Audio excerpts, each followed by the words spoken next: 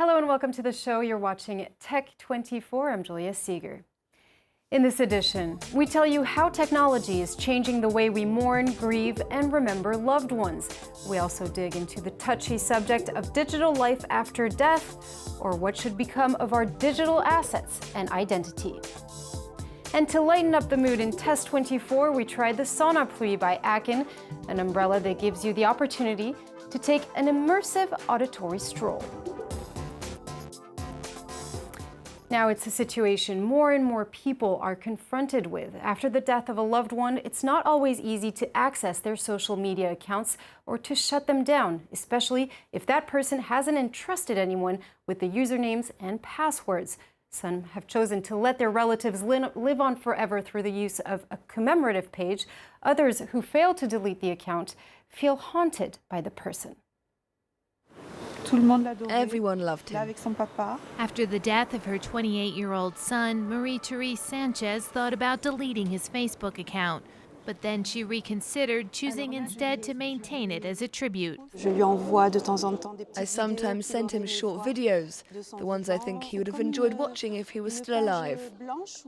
It's like a blank page, where I can write all the little messages I'd like to say to him. If he sees these messages from where he is, I'm sure he's very happy to see that so many people love him. With social media here to stay, more and more people are left dealing with the loved one's online presence. For those who choose to create a memorial page, there's significant paperwork, and even then, the beneficiary doesn't have all the same rights.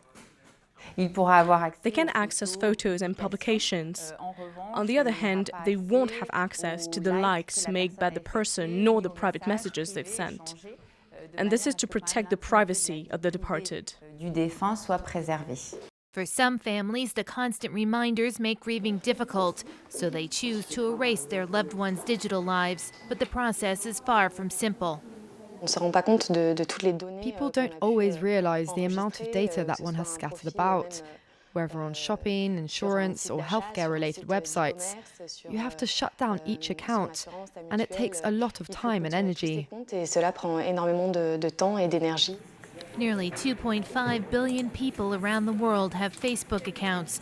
But within 50 years, the social network could have more profiles of the dead than the living. And if Facebook's still around in 80 years, there could be 4.9 billion ghost accounts, making it the largest digital cemetery in the world. And now with yet another staggering number, it's estimated that around 90 million people who have passed away still have a Facebook profile and continue to exist virtually. And one of the main issues is what should become of our digital assets. Well, to talk more about this, I'm joined by Holly Isdale, the founder of Wealth Haven, a family office incubator, and the creator of this webpage, Digital Death. Thank you very much for joining us. Thank you so much for having me. So, Holly, what are some of the main issues that a person can experience after the death of a loved one when trying to manage their past digital life? I think the first issue is, where do you even start? Because we tend to think about digital assets often in the form of like social media, my Facebook page, my Reddit posts, but really the digital assets that we have exploded over the last decade.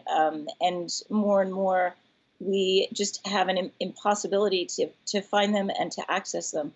If you think about just logging into any of your apps or your phone or your utilities, your bank account, you often need an authenticator, you need a code and so forth. And I think sometimes it's just overwhelming to realize that you're turning to this often several weeks after someone has died, and you don't even know where to start. You don't know how to access the phone. You might have thrown out different things.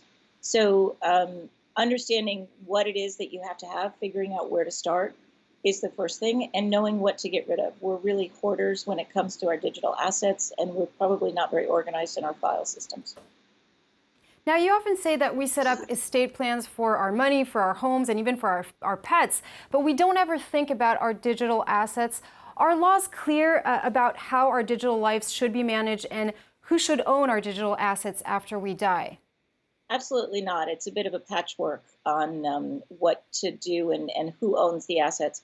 If you think about it, we very merrily click through and accept terms of service and privacy policies by various companies that limit what you can and can't transfer, who can and can't access the assets. So all of those music, all of the movies, all of the things that you might have bought and stored on the internet, buried in those pages and pages of legal text, dictate who can access the assets.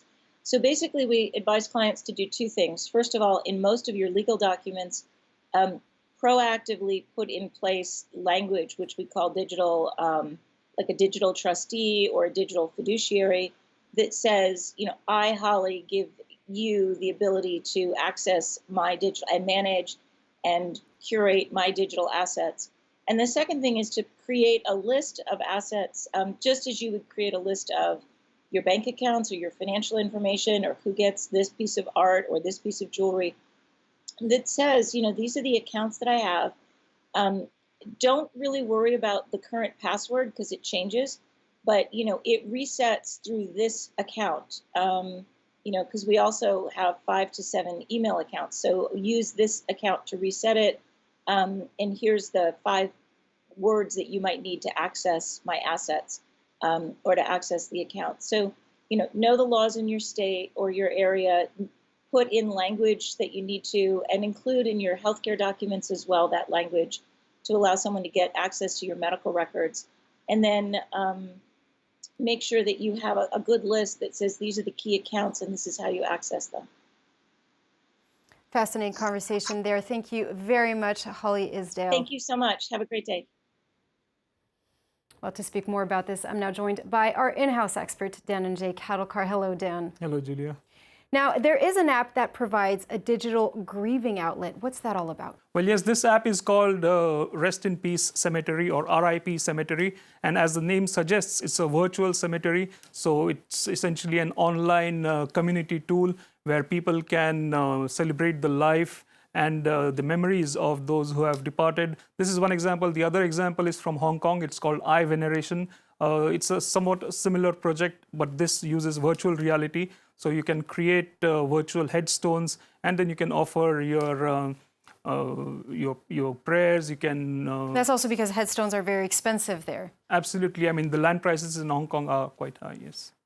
Okay, last but not least, and this is very scary to me, it sounds like it's straight out of Black Mirror. There are a couple of startups that are trying to use artificial intelligence to create an avatar of those who have died to make sure that they live on forever. Well, yes, the two startups are Eternimi and Replica, and the aim is to create this immortal digital chatbot avatar. Now, this is created basically on the information that is provided by the users, which is totally voluntary on the app of these two startups. Now, this app collects all this information and harvests this data. There's also a chronicling of your day-to-day activities on this app. So using all of this, it creates this chatbot avatar that will live forever. Thank you, Dan. And stay with us for Test 24. Dan is taking us on a relaxing stroll.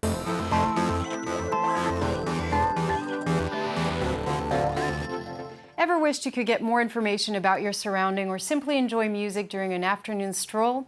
Well, it's now possible thanks to the Sonopluie by Aken. It's a wonderful tool to learn more when you're traveling. Yes, absolutely. That's because this umbrella comes equipped with a GPS system, and it also has Wi-Fi.